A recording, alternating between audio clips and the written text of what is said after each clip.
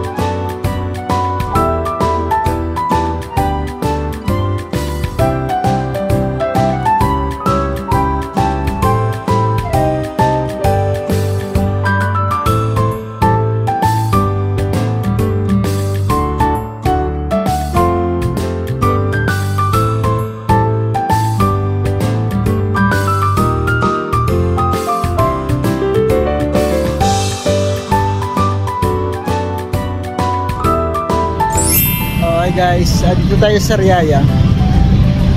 Bubili tayo ng pinagong at saka brohas. Ito. Original pinagong at saka brohas.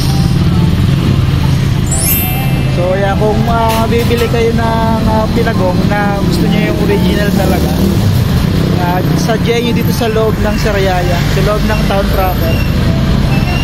Ayan, katabi ng yung sikat na mansion dito sa Sariaya. Ang pangalan yan, sikat na mansion.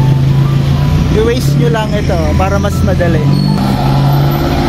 Sariaya Sports Center.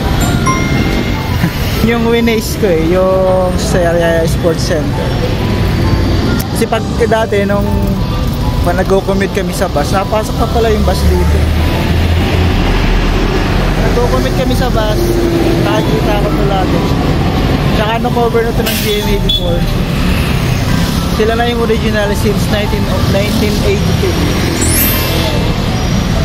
Kasi may mga ibang pinagong kasi sa medyo iba kasi yung lasa. Kaya kung gusto nyo original, dito kayo pumunta. Ito yung pangalan.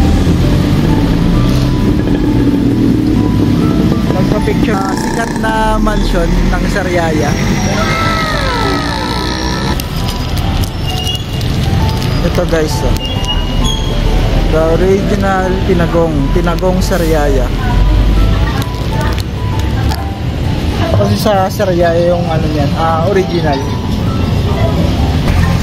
So ayun lang guys, wag pala kayong magbabypass kung gusto nyong madaanan to. Pasukin nyo yung town proper ng Sariaya. Ayan yung landmark to. Yung yan, Port Center.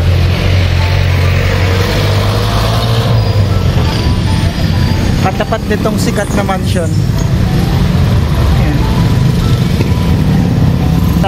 Diretso na tayo sa Sariaya, sa father to.